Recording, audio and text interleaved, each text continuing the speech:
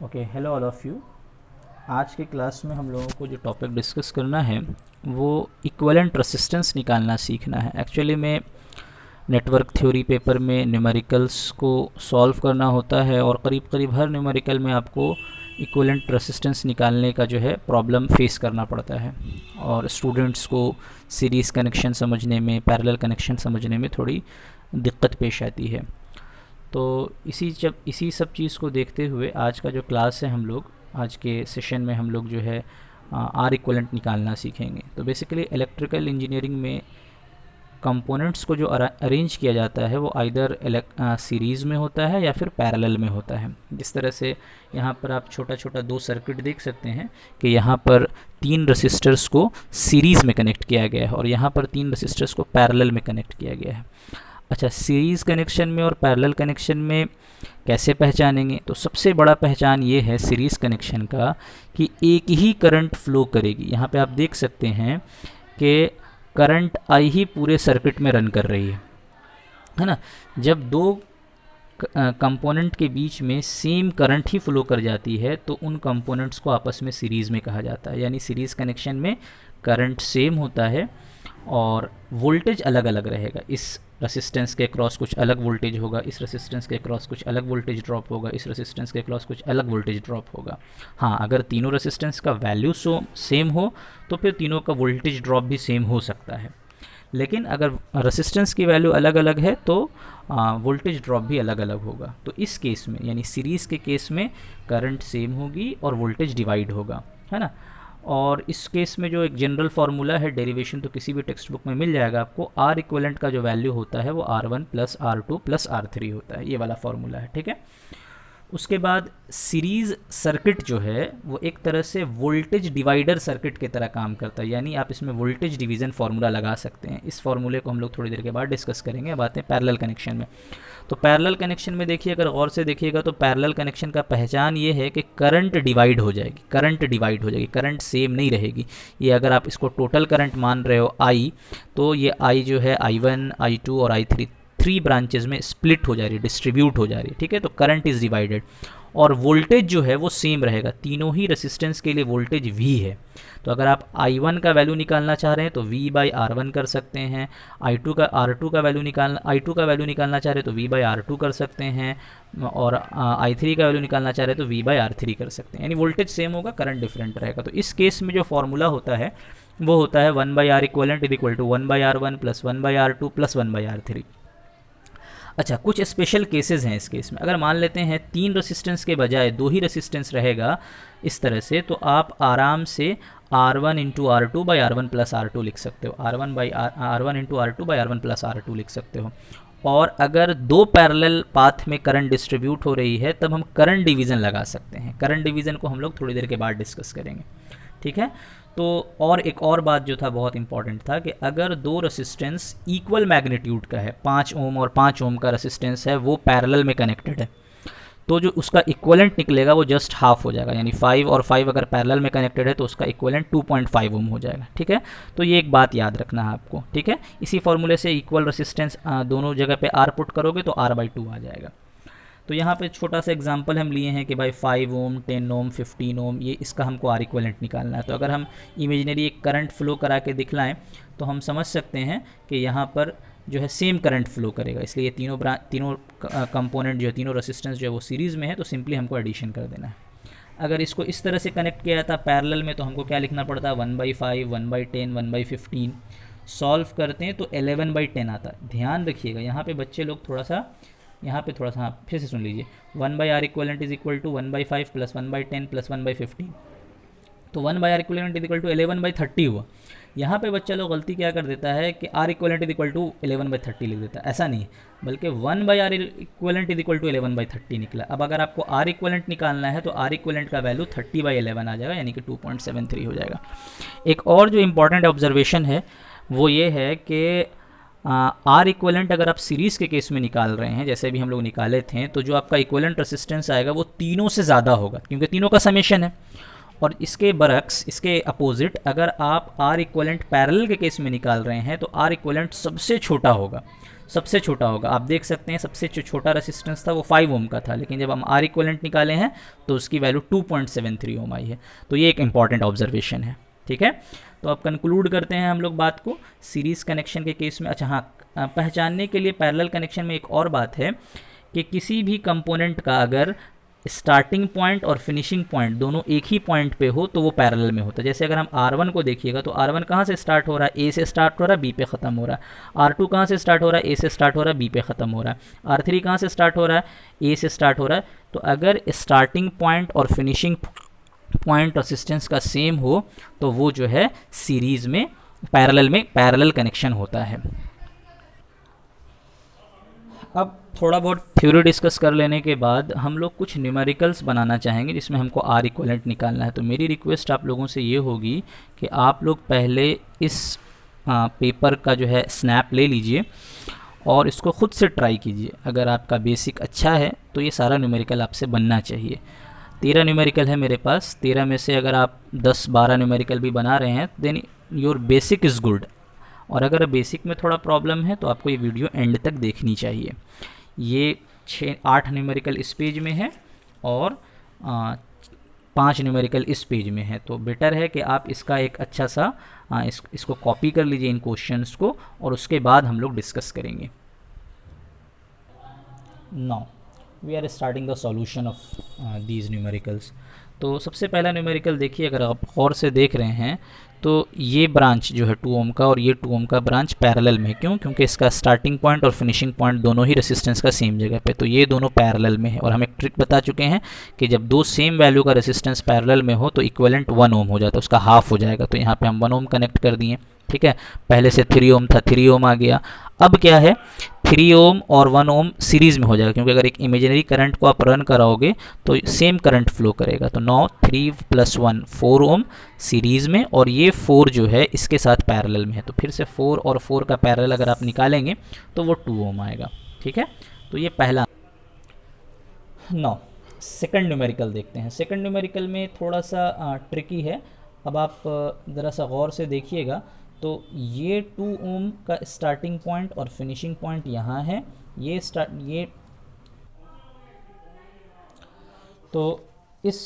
ये दोनों का जो स्टार्टिंग पॉइंट और फिनिशिंग पॉइंट सेम होने की वजह से ये दोनों जो कंपोनेंट है वो पैरेलल में है। तो ये दोनों के बजाय हम एक रेसिस्टेंस लिख लेते हैं। तो 2 और 2 का पैरेलल जब आप निकालेंगे कभी भी हाफ हो जाएगा।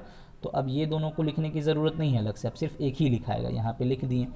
अब क्या है, ये 1 और 1 सेम करंट फ्लो करेगी। अगर हम कोई एक इमेजिनरी करंट एज्यूम करें तो सेम करंट फ्लो करेगी। तो ये 1 और 1 जो है सीरीज़ में हो जाएगा, और 1 और 1 का फिर ये जो है पैरेलल में। फिर देखिए इसका स्टार्टिंग पॉइंट और फिनिशिंग पॉइंट दोनों का सेम हो रहा है।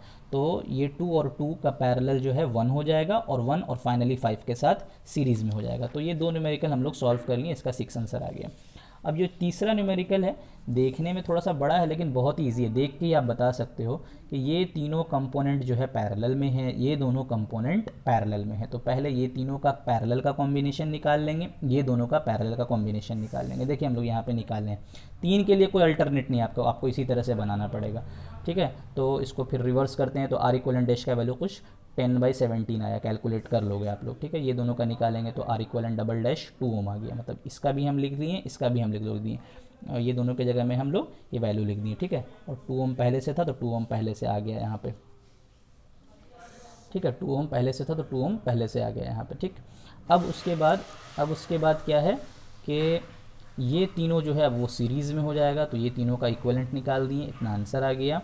उसके बाद फाइनली जो फाइनल आंसर होगा वो ये होगा कि ये तीनों का जो सीरीज़ कॉम्बिनेशन था वो 5 ओम के साथ पैरेलल में कनेक्टेड है। तो इस तरह से सॉल्व किए, 2.39 आंसर आया। अब शुरू करते हैं चौथा न्यूमेरिकल। चौथा न्यूमेरिकल में क्या है बेसिकली कि इसमें एक स्पेशल चीज़ यूज़ हुआ है इस तरह के, मतलब कि कोई अगर एक ब्रांच में कोई भी रेसिस्टेंस नहीं हो तो उस ब्रांच को हम लोग शॉर्ट सर्किट कहते हैं। उस ब्रांच को हम लोग क्या कहते हैं, शॉर्ट सर्किट कहते हैं, ठीक है ना। तो शॉर्ट सर्किट के केस में देखिए हमेशा याद रखिएगा, करंट ऑलवेज चूजेज लो रेसिस्टेंस पाथ। तो अगर कभी भी करंट को शॉर्ट सर्किट मिल जाता है तो करंट पूरा का पूरा उसी ब्रांच से होकर निकल जाएगा, उसके अल्टरनेट में जितना भी पैरेलल पाथ होगा करंट वहाँ नहीं जाएगा। यानी करंट जो भी, अगर इमेजिनरी करंट हम एज्यूम करें तो करंट सीधे इस तरह से आके यहाँ निकल जाएगा, ये ब्रांच मीनिंगलेस हो जाएगा। अगर दो पैरेलल ऑप्शन में या दो से ज़्यादा पैरेलल ऑप्शन में एक ब्रांच शॉर्ट सर्किट है तो बाकी ब्रांचेज में करंट नहीं जाती है, तो ये शॉर्ट सर्किट हो जाएगा। इसलिए इस बार सिर्फ यही रेसिस्टेंस पिक्चर में आएगा और आपको जो है इक्विवेलेंट रेसिस्टेंस जो है वो 5 ओम ही निकल जाएगा।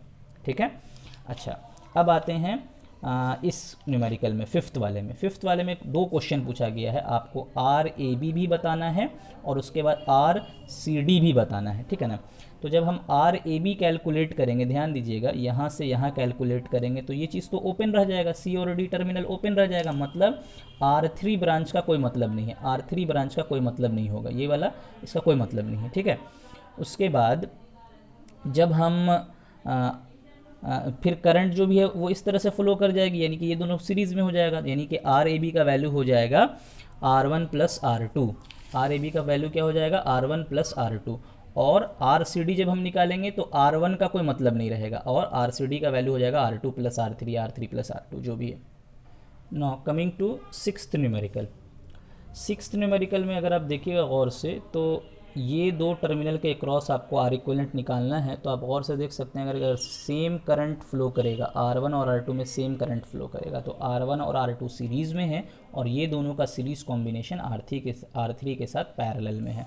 तो इस तरह से आप लिख सकते हैं R1 plus R2 in parallel with R3। यहाँ पे भी आप आंसर छोड़ सकते हैं, और चूँकि हमको फॉर्मूला पता है R1 plus R2, R1 into R2 by R1 plus R2, वो फॉर्मूला लगा के पूरा भी लिखा जा सकता है। अब आते हैं 7th नंबर न्यूमेरिकल पे। 7th नंबर न्यूमेरिकल में देखिएगा गौर से, तो अगर हम एक करंट को एज्यूम करें तो ये यहाँ पे सेम करंट फ्लो करेगा 3 ओम और 2 ओम के रेसिस्टेंस में। तो यानी कि 3 ओम और 2 ओम आपस में सीरीज़ में कनेक्टेड है, और 3 और 2 जब सीरीज़ में है तो फिर उसके बाद देखिए वो दोनों का मिला के 5 ओम हो जाएगा, और ये 5 ओम और ये 5 ओम आपस में, चूँकि स्टार्टिंग पॉइंट फिनिशिंग पॉइंट दोनों का सेम है, तो ये दोनों पैरेलल में रहेगा। तो 5 और 5 का पैरेलल कॉम्बिनेशन जस्ट हाफ हो जाएगा 2.5, ठीक है।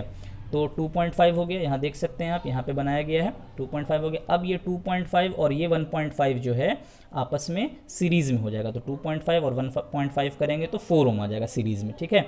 और उसके बाद फिर ये इस तरह से ये जो 4 निकालें हम, ये 4 और ये 4 आपस में पैरेलल में कनेक्ट रहेगा और पैरेलल में जस्ट हाफ हो जाएगा। RAB का वैल्यू जो है आपको यहाँ पे AB अगर हम लिखें तो RAB का वैल्यू आपको 2 ओम मिल।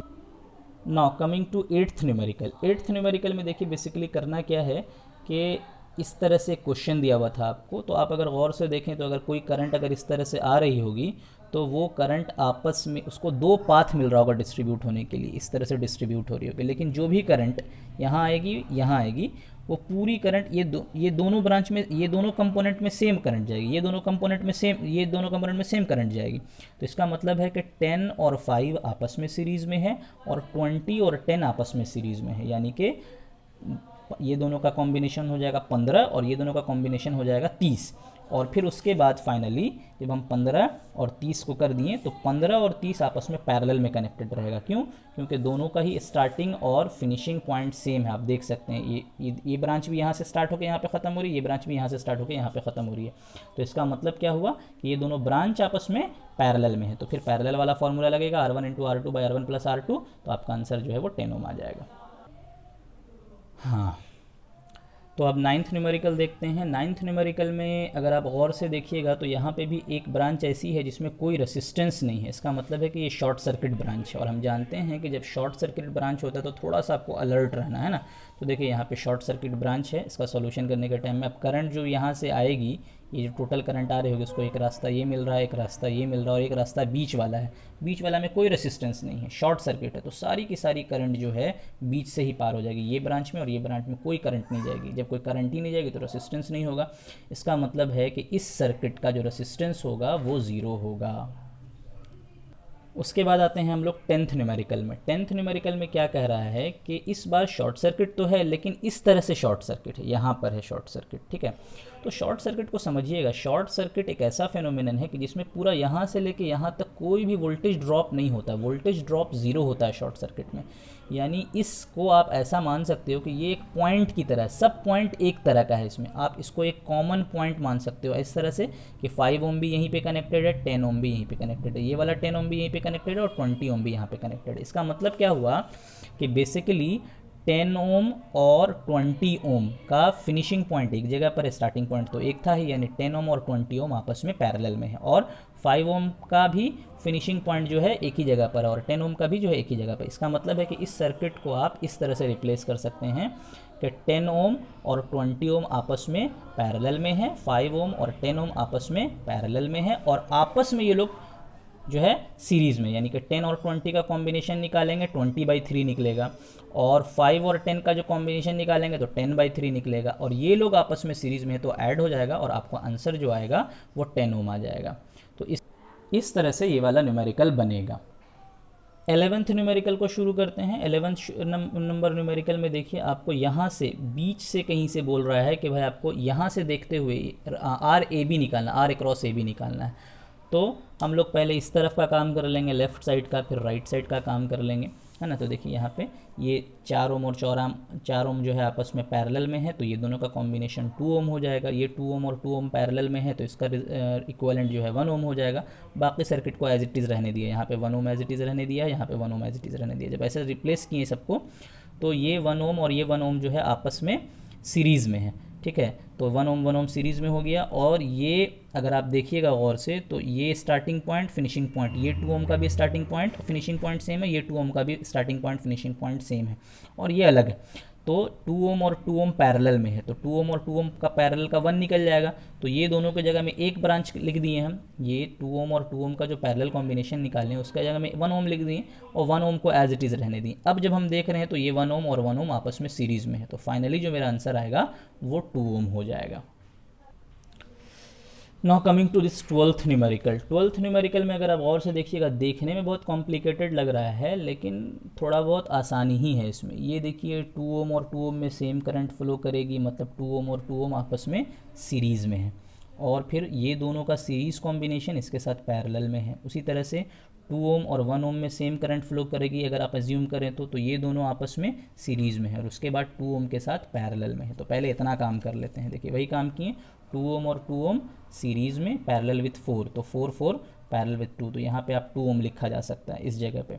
और ये दोनों को सॉल्व करेंगे तो ये वाला पोर्शन को सॉल्व करके जो इक्विवेलेंट निकालेंगे तो 1.2 ओम आएगा, तो 1.2 ओम यहाँ पे आ गया। अब ये मेरा एक नया सर्किट हो गया। तो अब इसमें क्या है कि 2 ओम और 1.2 ओम आपस में सीरीज़ में है और उसके बाद 2 के साथ पैरेलल में है, तो वही काम किए हम, 2 और 1.2 सीरीज़ में पैरेलल में 2 के साथ है।